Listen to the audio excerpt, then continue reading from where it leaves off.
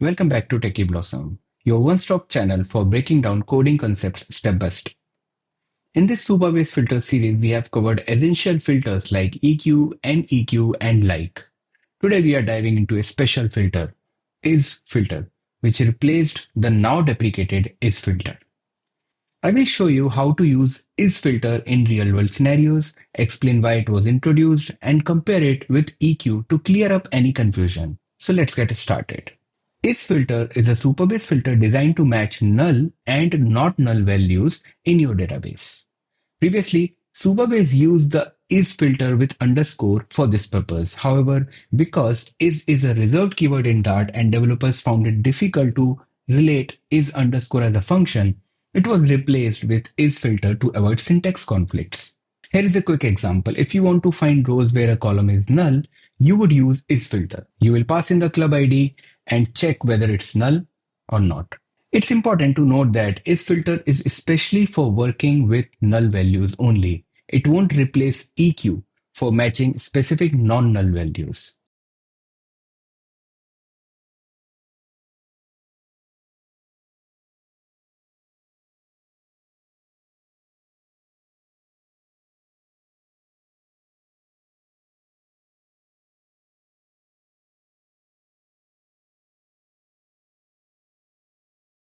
Now let's see how isFilter works in a real-world scenario from FUT Maidaan.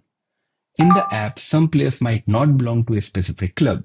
For example, free agents or players without a club assignment might have a null value in the club ID column in the database. To filter these players, you would use isFilter. Here is an example response where club ID is null for these players.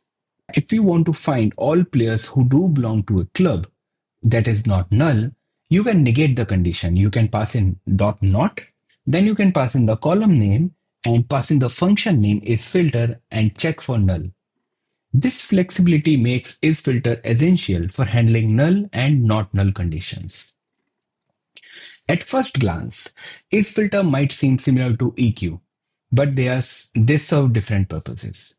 EQ matches specific non-null values, for example, to find players with a club ID of 3 or something else, whereas isFilter matches null or not null values, for instance, to find players with no club. If you try to use EQ with null, it won't work as expected. That's because SQL treats null differently from other values. It represents the absence of data and not a value itself.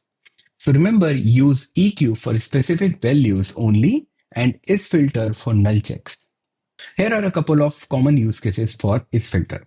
In a subscription app, you might want to find users who haven't provided an email address yet. You can use isFilter like this. You can check email as a column and then you will check for null value. This helps us identify incomplete profiles for follow-up. Now, in an inventory system, some products might not have prices assigned yet. To find these products, you can check for the price value as null or not null.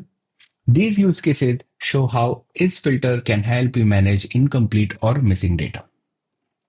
Now, here are a few tips for using isFilter effectively. Use it only for null checks.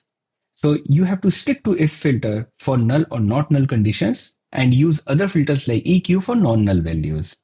Second is, don't mix EQ and isFilter for the same column. They are meant for different scenarios. And third is, if possible, minimize the number of null values in your database to simplify queries. By following these steps, you can manage missing data effectively in your apps. And that's it for today's video on isFilter in Supabase. Now you know how to handle null values, understand why is was replaced with isFilter, and can differentiate it from EQ filter. If you found this video helpful, give it a thumbs up and subscribe to Techie Blossom for more coding tutorials. In the next video, we'll explore another powerful filter, which is inFilter, which helps you match multiple values in one query. If you got questions or suggestions, drop them in the comments below. Until next time, happy coding.